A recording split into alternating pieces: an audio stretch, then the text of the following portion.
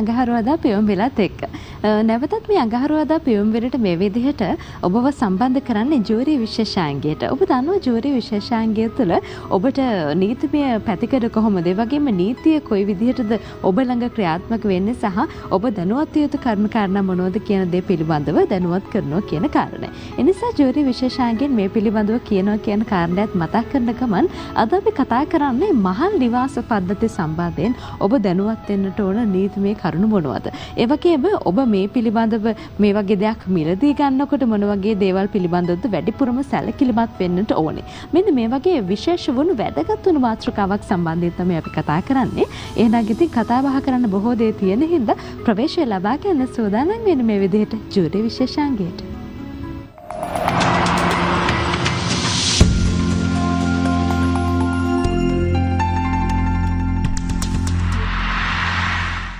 හොඳයි. ජූරි විශේෂාංගයෙන් මේ විදිහට අපි ඔබත් සමග කතා කරමින් ඉන්න අතරතුරේදී දැන් ඔබට මොකද්ද අපි කතා කරන මාතෘකාව කියන කාරණේ සඳහන් කළා. මේ කාරණාව කතා බහ කරන්නට අපි බොහොමත්ම ගෞරවයෙන් යුතුව මැදිරියට ආරාධනා කළා ජ්‍යෙෂ්ඨ නීතිඥ සේනක සේරම් නීතිඥතුමන්ට අපත් සමගින් සම්බන්ධ වෙන්නට කියලා. අයබෝන් සුබ දර්ශන ප්‍රාර්ථනා කරන ඔබතුමන්ට. ඒ පණිවිඩයත් එක්ක අද අපි කතා කරන මාතෘකාවට එනකොට දැන් හුඟක් දෙනෙක් කියනවා දැන් මේ මහල් නිවාස සංකීර්ණවල තමයි දැන් මේ නාගරිකකරණය වෙලා තියෙන වටපිටාව මත ජීවත් වෙන්න හුඟක් දෙනෙක් මේ නිවාස තුල වැඩි වශයෙන් පිරිසක් ජීවත් වෙනවා. මේ අයට තියෙන ප්‍රශ්න ගැටලු හෝ වේවා නීතිමය ගැටලු හෝ වේවා මේ සියල්ල කතා කිරීම තමයි අද අපි බලාපොරොත්තු වෙලා තියෙන්නේ. ලැබිලා තියෙන කාලය තුලින් උපරිම ප්‍රයෝජන අරගෙන අපි මුලින්ම සඳහන් කරමු දැන් මහල් නිවාසෙ නැත්නම් බද්ධ නිවාස ගැන කතා කරනකොට මේ සභාධිපත්‍ය ගැන වැඩිපුරම කතා කරනවා. ওই වචනේ අපිට ඇහෙනවා. නමුත් මේක කොහොමද සිද්ධ වෙන්නේ? මේ නීතිය කොහොමද? මෙන්න මේ වගේ කරුණු පිළිබඳව ඒ තරම් ලොකු අවබෝධයක් අපි හැමෝටම නැහැ. අපි එතනින්ම අපේ කතාව ආරම්භ කරමු මේ කාරණාව සම්බන්ධයෙන් දැනුවත් කරමින්. ඔව් ජානි දැන් අපිට සහාධිපත්‍ය දීපල කියලා හැම වෙලේම කට්ටිය කතා වෙනවා. ඔව් අපිට ඇහෙනවා. ඔව් ඒ වගේම කට්ටිය කතා වෙනවා මහල් නිවාසයක් ෆ්ලැට් එකක්. හැබැයි ওই දෙක අතර හුඟක් වෙනසක් තියෙනවා. දැන් සහාධිපත්‍ය දීපල කියන්නේ නිකන් ලොකු වචනයක් පාවිච්චි කරුවට ඒක ෆ්ලැට් එකකින් වෙනස්. දැන් ෆ්ලැට් එකක් කියන්නේ සාමාන්‍යයෙන් අපි සමහර වෙලාවට දකිනවා එක පවුලක තාත්තා කෙනෙක් ගයක් හදලා ඒක දෙකකට කඩනවා. උඩ තට්ටුව එක ළමයට දෙනවා පල්ලෙහා තට්ටුව එක දානවා. හැබැයි ඒක සහාධිපත්‍ය දීපලක් නෙමෙයි. සහාධිපත්‍ය දීපලක් කියන්නේ යම්කිසි ප්ලෑන් එකක් අනුව ඒක හදලා ඒක නියමිත ආකාරයෙන් අදාළ ආයතනත් එක්ක ඒක ලියාපදිංචි කිරීමක් සිද්ධ කරුවාන් පස්සේ ඒ අදාළ දීපල දෙක දෙකකට කැඩෙනවා. ඒ දීපල Tamanටම අයිති කරගන්න පුළුවන්. ෆ්ලැට් එකක් කියන්නේ එහෙම දෙයක් නෙමෙයි. ෆ්ලැට් එක කියන්නේ අපේ නීතිමය સિદ્ધාන්තයක් තියෙනවා. පොළොව අයිති එක්කෙනාට තමයි මුළු ඒ පොළොව උඩ තියෙන සම්පූර්ණ දීපල අයිති වෙන්නේ කියලා. ඉතින් ඒ ෆ්ලැට් સિદ્ધාන්තයෙන් අපේ කට්ටිය හුඟක් අමාරුවට වැටෙනවා. දැන් සමහර වෙලාවට තාත්තා මැරුණාම කියනවා එයාගේ දීපල මගේ පළවෙනි පුතාට උඩ තට්ටුව දෙන්න. මගේ දෙවෙනි පුතාට දෙවෙනි තට්ටුව දෙන්න. හැබැයි ඒක නීතිමය වශයෙන් කරන්න බෑ. නීතිමය වශයෙන් කරන්න ඒ දීපල දෙකට නීතිමය වශයෙන් කැඩෙන්න. අන්න ඒ સિદ્ધාන්තය තමයි සහාධිපත්‍ය දීපලක් කියන්නේ. සහාධිපත්‍ය දීපලක් කියන්නේ වෙන් වශයෙන්ම ඉඩමක් වශයෙන් සැලකිය හැකි දීපලක්. හොඳයි. ඉතින් ඒ කරුණ ඒ විදිහට ඔබට සඳහන් කරනකොට ඔබට පුළුවන්කම දෙනවා මේ අපි අද කතා කරන මාතෘකාව සම්බන්ධයෙන් කතා කරනකොට ඔබට ඇති වෙලා තියෙන ගැටලුකාරී තත්ත්ව මොනවද? ඔබ වැඩිපුරම මේ පිළිබඳව දැනුවත් වෙන්න ඕන කොහොමද කියන කාරණේ සම්බන්ධයෙන් අපෙන් තොරතුරු විමස ගන්න පුළුවන් හැකියාවක් තියෙනවා. නීතිඥතුමන්ව ඔබට කතා බහ කරන්න පුළුවන් හැකියාවක් තියෙනවා කියන කාරණේ මතක් කරන්නට ඕනේ. 0115 299 299 0115 කතා කරන්න පුළුවන් හැකියාවක් තියෙනවා. හොඳයි. නීතිඥතුමනි දැන් අපි කතා කරමින් හිටපු මාතෘකාවට ආයිමත් ගියොත් දැන් අර කලින් ඔබතුමාගෙනුත් ඒ කාරණේ සඳහන් වුණා බිම් මට්ටමේ ඉන්න බිම් මහලේ ඉන්න පිරිසට තමයි මේකේ තියෙන අයිතිය තියෙන්නේ කියන කාරණේ හුඟක් දෙනෙක්ගේ මතයක් තියෙනවා. සහ ඒක නීතිමය පැතිකඩත් ඒ ආකාරයෙන් වෙන්න පුළුවනි. දැන් ඔය කියනවනේ අහසට අයිතියක් කියන්න බෑ කියලා කියනවනේ නේද අපි. ඔව් ඒ නිසා මේ කොහොම වුණත් ඔය බිම් මට්ටමේ බිම් මහලේ ඉන්න පිරිසට මේ කාරණා මෙහෙම වුණත් ඔය මහල් නිවාස බද්ධ නිවාස ගැන කතා කරනකොට පවතින නීතිමය පැතිකඩ සම්බන්ධයෙන් අපි කතා කරන්න ඕනේ. මොකක්ද මේ සම්බන්ධයෙන් පවතින නීතිමය පැතිකඩ? ඔව් ජානි දැන් ඒ අපිට විශේෂයෙන්ම තියෙන්නේ සාධිපත්‍ය දීපල පනත. ඒ සාධිපත්‍ය දීපල පනතෙන් සිද්ධ වෙන්නේ අර අදාළ බිම් මට්ටමේ තියෙන දීපල වල තියෙන ගොඩනැගිල්ලක් ලියාපදිංචි කිරීමක් හේතු කොටගෙන ඒක අදාළ කොටස් වලට කැඩීමක් සිද්ධ වෙනවා. ඒ කොටස් වලට කැඩීමක් සිද්ධ වුණාට පස්සේ අපේ අර තිබුණු පරණ නීතියට මේක ආවේනික වෙන්නේ නැහැ. සාධිපත්‍ය දේපල පනත යන යටතේ තමයි ඊට පස්සේ ඒ දේපල කටයුතු කිරීමක් වෙන්නේ. ඉතින් එතනදී අනිවාර්යෙන් අදාළ ආයතන එක්ක ලියාපදිංචි කිරීමක් සිද්ධ වෙන්න ඕනේ. ඒකට ප්ලෑන් එකක් හදන්න ඕනේ. මොකද ඒකේ වෙන්නේ දැන් ගොඩනැගිල්ල දෙක කීපයකට කැඩුවාම ජයනි තේරුම් ගන්න ඕනේ. මොකද ඒ ගොඩනැගිලි වලට පොදු ඒ කියන්නේ හැමෝටම පොදු තැන් තියෙනවා. කාර් පාක් එකක් තියෙයි. දැන් ওই හොඳ මහල් නිවාසයක් ගියොත් පූල් එකක් තියෙයි, ජිම් එකක් තියෙයි. ඒ ඔක්කොම හැමෝටම පොදුවේ පාවිච්චි වෙන්නේ. ඒ වගේම තමන්ගේ නිවාසය තමන්ටම පාවිච්චි කිරීමේ හැකියාව තියෙනවා. ඉතින් ওই නීතිමය સિદ્ધාන්ත දෙක, ඒ කියන්නේ පොදුවේ පාවිච්චි කරන දේපල, තනියේ පාවිච්චි කරන දේපල, ওই ඔක්කොම સિદ્ધාන්ත තමයි ඒ සාධිපත්‍ය දේපල පනතේ තියෙන්නේ. ඊට අමතරව අපිට තියෙන ওই දේපල නිර්මාණය කිරීමේදී ඒ අදාළ පළාත් සභාවේ සහ අදාළ ඒ කියන්නේ මියුනිසිපැලිටි එකේ, ඒ කියන්නේ ඒ අදාළ නීතීන් තියෙනවා. ඒ නීතීන් වලට එක එක සාධිපත්‍ය දේපල වල තියෙන රෙගුලාසි වලට අනුව තමයි ওই දේපල හදන්නේ. දැන් සමහර වෙලාවට ওই වෙල්ලවත්ත දෙහිවල වගේ තැන් වලට ගියාම දැන් මේක ප්‍රචලිත වෙලා තියෙනවා. හැබැයි කට්ටිය කියනවා දැන් මේක නීතිය අනුව කටයුතු වෙලා නැහැ. ඒ කතාව ඇත්ත. සමහර වෙලාවට ඒක නීතිය අනුව හැදිලා නැහැ. මොකද දැන් හුඟක් කට්ටිය ඉන්නවා මේ දේපල මිලදී අරගෙන ඒ අදාළ නීතිය ඒ ගොඩනැගිල්ල හැදිලා නැති වුණාම ඒගොල්ලන්ට ඔප්පු නිකුත් කිරීමේ හැකියාවක් නැහැ. අන්න ඒක තමයි. ඒ වගේ ගැටලුකාරීත්වත ඕනතරම් කෙනෙකුට එන්න පුළුවන්කම තියෙනවා. දැන් ඒ විදිහට ඒ ගැටලුව ගැන කතා කරනකොට තවත් කතා කරන්න ඕන කරන දෙයක් තමයි දැන් සමහර විට ඔය දැන් මහල් නිවසක ඉන්නකොට ස්වභාවික විපතක් ඇති වෙන්න පුළුවනි. එහෙම නැත්නම් ඔය ගින්නක් මහල් නිවාස සංකීර්ණය ඇතුළෙන්ම හටගන්න එකක් වෙන්නත් පුළුවන්. පිටින් එන දෙයක් වෙන්නත් පුළුවන්. ඔයගේ විවිධ දේවල් වෙන්න පුළුවන්. විපත් වෙන්න පුළුවනි. ඔහොම උනාට පස්සේ මේ පිරිසට කොහොමද මේකට සරණක් තියෙන්නේ? මේකට නීතිමය පැතිකඩක් තියනවාද? සහ දැන් එතකොට කියනවා ඔප්පුවක් හරියට නැති වුණාට පස්සේ ගැටලුවක් ඇති වෙන්න පුළුවන්. බිම්මහලේ අයට විතරයි මේ වරප්‍රසාදයේ තියෙන. වගේ කරුණු අපේ හැමදෙනාගේම හිත ඇතුලේ තියෙනවා. මොනවා වුණත් ඒ හැමෝම කැමති ඉන්නේ Tamanට සරණක් තියෙනවනම් අපිට කොහොමද ඒකේ නීතිමය පැතිකඩ? ඔව් දැන් මේ සාධිපත්‍ය දේපලේ ජානි දැන් අපි ඉස්සෙල්ලා තීරණය කරනවා මේ දේපලේ කීප දෙනෙක් ඉන්නවා. ජානි කිව්වා වගේ. ඉතින් නීතිමය වශයෙන් ඒ දේපල පාලනය කරන්න කළමනාකරන සංස්ථාවක් තියෙනවා. ඒක පනතෙන්ම ඒ කළමනාකරණය වෙනවා. ඉතින් ඒකේ වෙන්නේ ওই අයිතිකාරයෝ සියලු දෙනාම ඒ කළමනාකරන සංස්ථාවේ අයිතිකාරයෝ වෙනවා. සමාජිකයෝ වෙනවා. ඉතින් අපේ දැන් සාධිපත්‍ය දේපල බැලුවාම අපිට තියෙන දැන් ලොකුම ප්‍රශ්නේ තමයි මේ දේපල දැන් හදාගෙන යනවා. හැබැයි මිනිස්සු ඒ ජීවත් වෙන මිනිස්සුන් තේරුම් ගන්න ඕනේ ඒගොල්ලොන්ගේ වගකීම. මේක අදාළ ගොඩනැගිල්ල ඉදි කරන පුද්ගලයාගේම වගකීම නෙමෙයි. ඕගොල්ලොන් සාධිපත්‍ය දේපලක ඉන්නවා නම් ඒ දේපල නඩත්තු කිරීමේ කාර්යය ඕගොල්ලොන්ට බාරයි. දැන් මගේ අත්දැකීමෙන් මට කියන්න පුළුවන් හුඟක් සාධිපත්‍ය දේපලවල අපි මාසිකව ගාස්තුවක් අය කරනවා මේවා නඩත්තු කරන්න. ඒක තීරණය කරන්නේත් ඒ අදාළ අයිතිකාරයෝ. ඉතින් අර ඉංග්‍රීසියෙන් කියන වගේ අර කතාවක් තියෙනවා penny wise pound foolish කියලා. ඒ කියන්නේ තමන් අර පොඩ්ඩ වියදම් කරන්න කැමති නැහැ. අන්තිමේදී වෙන්නේ තමන් ජීවත් වෙන ওই සාධිපත්‍ය දේපල අර නිකන් කිසිම නඩත්තුවක් නැති වැඩක් නැති ගොඩනැගිල්ලක් වෙනවා. ඊට පස්සේ වෙන්නේ තමන් ඒ ගත්ත මිලටවත් ඕක විකුණ ගන්න බැරි තත්ත්වයක් තියෙනවා. මොකද කවුරු හරි පිටින් දැක්කොත් ඕක කවුරුත් ළඟටවත් එන්නේ නැහැ. ඊට අමතරව තවත් තියෙනවා ඕගොල්ලෝ දීර්ඝකාලීනව. ඒ කියන්නේ මේ ගොඩනැගිල්ලට යම් කිසි දෙයක් වුණොත්, ජානි කිව්වා වගේ ගින්නක් ඇති වුණොත් මොකද්ද වෙන්නේ? ඒකට මොනවාද ඒ ගොඩනැගිල්ලට සිදුවෙන හානිය ආපහු ප්‍රතිසංස්කරණය කරන්න තියෙන ක්‍රම. ඒවා මුකුත් මේ දවස්වල කවුරුත් කරන්නේ නැහැ. මොකද අර මං කලින් කිව්වා වගේ මිනිස්සු වියදම් කරන්න කැමති නැහැ. වියදම් කරන්නේ නැති වුණාම ඒ අදාළ මාසිකව ගෙවිය යුතු ගණන් ගෙවන්නේ නැහැ. එතකොට වෙන්නේ අන්තිමේදී ওই ගොඩනැගිල්ල ගරාජයටපත් වෙලා ඕක කඩා වැටෙන තත්වයකට තව අවුරුදු 20කින් 30කින් පත් වෙයි. අපි ඒ තත්ත්වයට තාම ඇවිල්ලා නැහැ. මොකද තාම මිනිස්සු අර සුරංගනා ලෝකෙක ඉන්නේ. හැබැයි සුරංගනා ලෝකේ ඉන්න ගමන්ම තමන්ගේ වගකීම ඉෂ්ට කරන්න කියලා තමයි මට කියන්න ඕනේ. අර මාසිකව ගාස්තුව ගෙවන්න අදාළ ගොඩනැගිල්ල නඩත්තු කරන්න නැත්නම් ඕගොල්ලොන් ওই ගත්ත දේපලේ කිසිම ප්‍රතිලාභයක් ඕගොල්ලොන්ට හම්බෙන්නේ නැහැ. හොඳයි. ඉතින් ඒ පිළිබඳව මේ විදිහට සඳහන් කරනකොට දැන් අපි කොයිතරම් දුරට අපි ඉන්න වටපිටාව සලස ගන්න ඕනේද කියන කාරණේට එනකොට මහල් නිවාස සංකීර්ණයක ඉන්න කෙනෙක් මේක වෙන වැඩිපුර හිතන්න ඕනේ. මොකද දැන් අපේ වෙනත් නිවසක් ගත්තට පස්සේ ඒ නිවස ඇතුලේ තියෙන වටපිටාව සහ ඒ සියල්ල අපේ කියන කාරණාවත් එක්ක එකට නිසි ඔප්පුවක් තියෙනවා මෙන්න මේ වගේ කරුණුත් එක්කනේ යන්නේ. එතකොට නමුත් මහල් නිවාසයක් ඊට වඩා වෙනස්. බොහෝ පිරිසක් ඉන්නවා සහ අපිට අවශ්‍ය කරන විදිහට නිදහසේ ඉන්න පුළුවන් හැකියාවක් හරිම අඩු අවස්ථාව නැතරම් තියෙනවා. කොහොමුණත් දැන් නාගරිකරණය වීමත් එක්ක මහල් නිවාසයක් ගන්න හිතාගෙන ඉන්න කෙනෙකුට එතකොට මේකේ තියෙන තවත් පැතිකඩක් බලන්න හිතාගෙන ඉන්න කෙනෙකුට මොන වගේ කරුණු කාරණාද වැඩිපුරම සැලකිලිමත් වෙන්න ඕනේ? මේකේ නිර්වෝල් බව කොහොමද හොයාගන්නේ?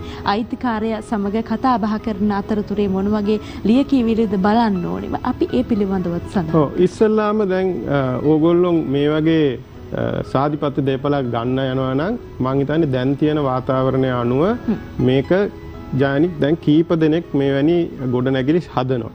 ඒ ගොඩනැගිලි හැදුවට දැන් මේ රටේ තියෙන තත්ත්වය අනුව ඒ ගොඩනැගිලි දැන් අතෑරලා දාලා යන කට්ටියකුත් ඉන්නවා.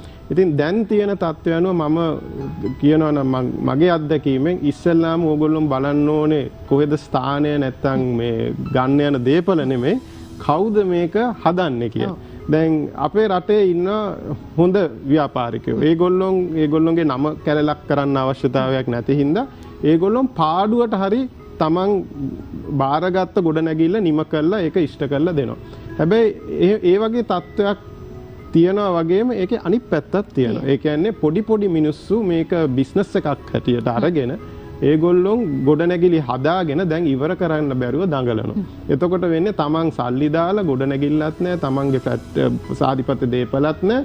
අන්තිමේදී තමා අසරණ වෙනවා. ඉතින් ඉස්සල්ලාම මං හිතන්නේ දැන් තියෙන වාතාවරණ ලංකය ඉස්සල්ලා බලන්න කවුද ව්‍යාපාරිකයා මේක හදන්නේ. එයා කලින් මොනවාද කරලා තියෙන්නේ.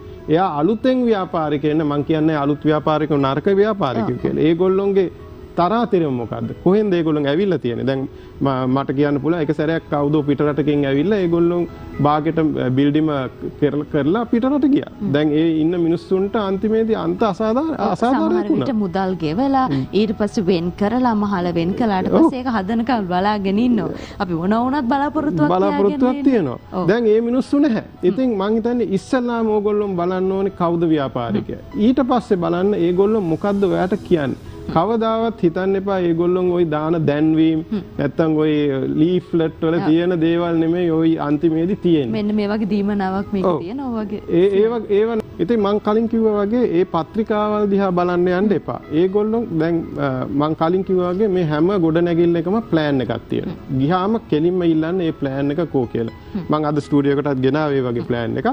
මේ ඒ වගේ දැන් මම මේක පේනවත් දන්නේ දැන් මේ වගේ ලොකු ප්ලෑන් එකක් තියෙනවා සාමාන්‍යයෙන් ඒගොල්ලොන්ගේ. ඒ ප්ලෑන් එකේ අනිවාර්යයෙන්ම තියෙනවා මේ ගොඩනැගිල්ලේ හැම තට්ටුවකම තියෙන කොටස්. අපි නිවැරදිව ඉතින් ඒ අනුව Tamanට ගිහින් මේ අදාළ ව්‍යාපාරිකයන්ගෙන් අහන්න පුළුවන් මේ ප්ලෑන් එක කෝ. මගේ තියෙන ඒකකය කෝයි ප්ලෑන් එකේ. ඊට පස්සේ ඒ ප්ලෑන් එක අධ්‍යයනය කරන්න Tamanට ඇත්තටම හැකියාවක් නැහැ. ඇත්තටම මම මේක පාඩම් කරුවේ නැත්තම් මට තේරෙන්නෙත් නැහැ ඕක. ඉතින් ඕක Taman ලොකු මුදලක් වියදම් කරන්න. ඉතින් මං හිතන්නේ ඒ වගේ තත්වයකට Taman මැදිහත් වෙන්නේ නැතුව කවුරු හරි නීතිය දන්න එක්කෙනෙක් ඒකට ගිහින් යොමු කෙරුවොත් හොඳයි. මොකද සමහර කට්ටිය කියනවා රයිට් මේක තමයි ඔයාගේ ඒකකය. මේකට දෙන්නේ කාපාක් එකක් දෙනවා. අන්තිමේදී ඔයා ජීවත් වෙන්න යනකොට කාපාක් එකක් නැහැ. ඒ ඒකකයත් වෙනස්. කියලා තියෙන වර්ගඩි ප්‍රමාණයක් නෙමෙයි තියෙන්නේ. ඉතින් කරුණාකරලා ඕගොල්ලෝ ඕක ගන්නවා නම් ඉස්සෙල්ලා ව්‍යාපාරිකයා බලන්න. ඊට පස්සේ ගිහිල්ලා ওই ප්ලෑන් එක ඉල්ලන්න. ප්ලෑන් එකේ මගේ ඒකකේ පෙන්වන්න කියන්නේ මොනවාද දෙන්නේ කියලා ඊට පස්සේ ඒගොල්ලොන් ඉල්ලන්න. ඊට පස්සේ ඒගොල්ලොන් ඔයත් එක්ක ගිවිසුමකට එනවා. ඒ ගිවිසුමේ තියෙන කොන්දේසීන් හරියට කියව ගන්න. ඔයා නීතිඥ මහත්තයෙක්ගේ සහාය ලබා ගන්න නැත්නම් ඒක කියව ගන්න. සමහර සරලව තියෙනවා. හැබැයි ඒ හුඟා කොන්දේසි සමහර වෙලාවට බර වෙලා තියෙන ව්‍යාපාරිකයාගේ පැත්තට.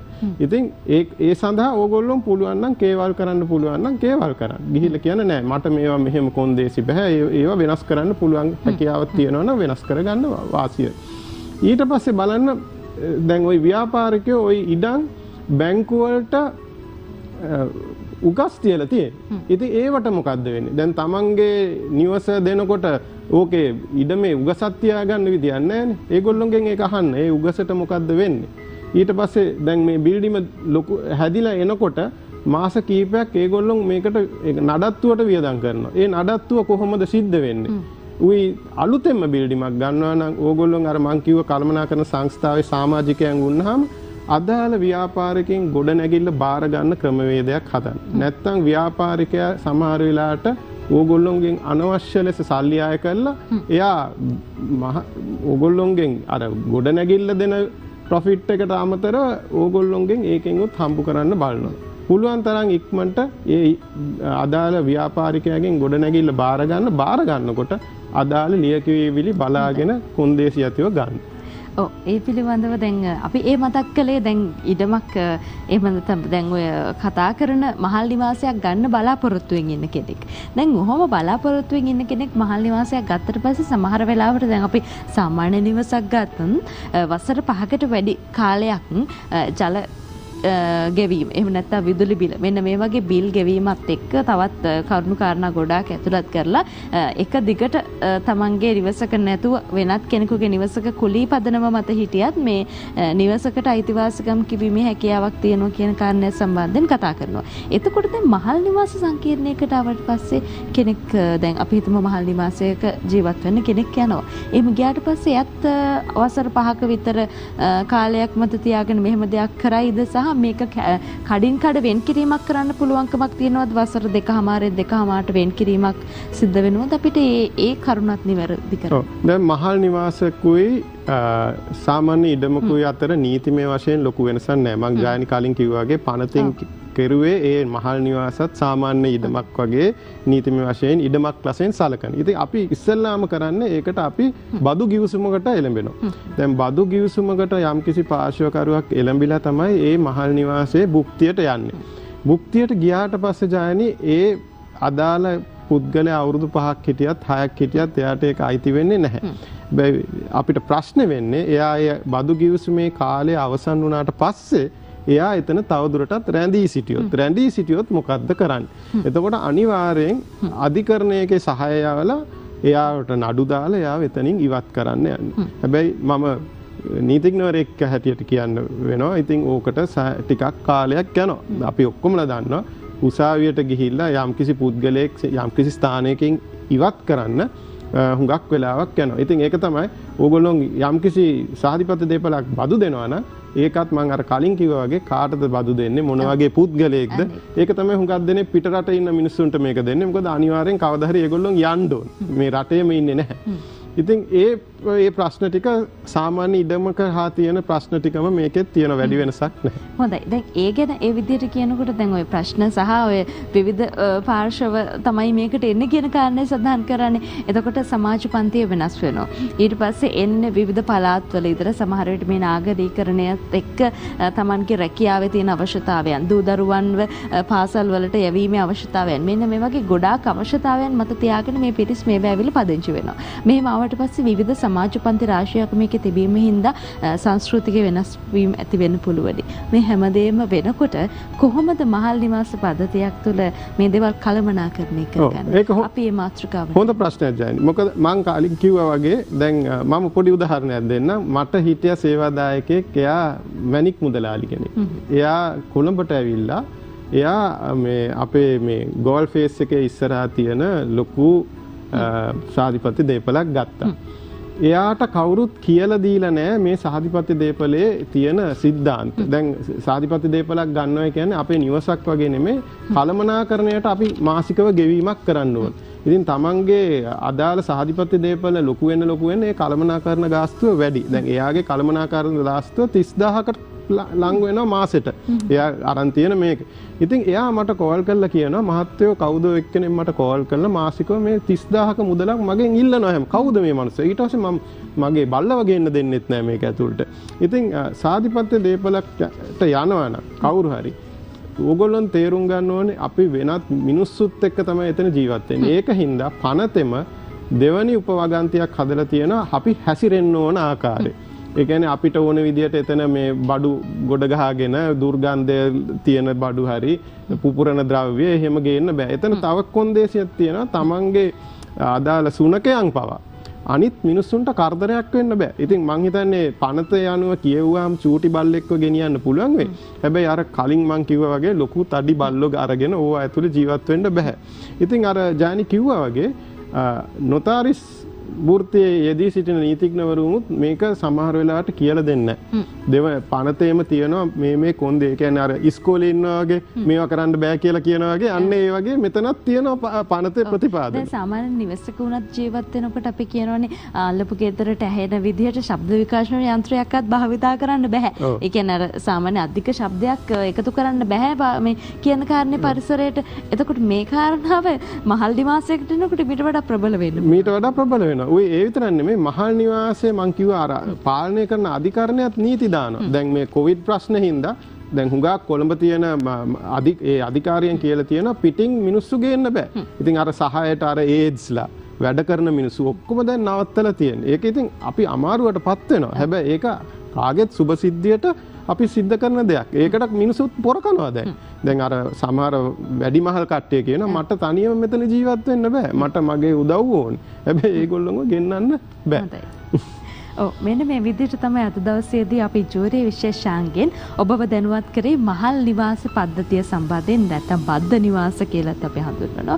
සුපෝපභෝගී නිවාස තියෙන පුළුවන්කම තියෙන මහල් නිවාස සමහර විට ඔබ ඉන්න විදිහත් එක්ක ඒ නිවාසය වෙනස් වීම කටයුතු සිද්ධ වෙන්නත් පුළුවන් හැකියාවක් තියෙනවා. මේ පිළිබඳව තමයි ඔබව දැනුවත් කළේ. ඒ වගේම පුළුවන්කමක් තියෙනවා මේ කරුණු වගේම ජූරි විශේෂාංගෙන් මේ ගැන කතා කරනවා වගේම නීතිමය ගැටලුකාරී තත්ත්වයන් පිළිබඳව මෙතුමන් සමග කතා බහ කරන්න හැකියාවක් තියෙනවා. 0777යි 53යි 70යි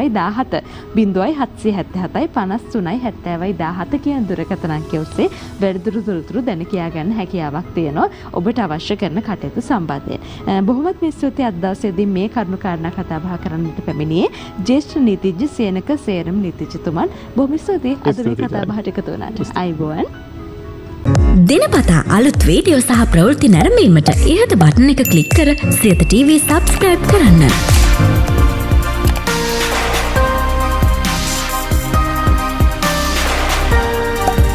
අලුත් වීඩියෝ ගැන මුලින්ම දැනගන්න මෙම සීනුව ක්ලික් කරන්න.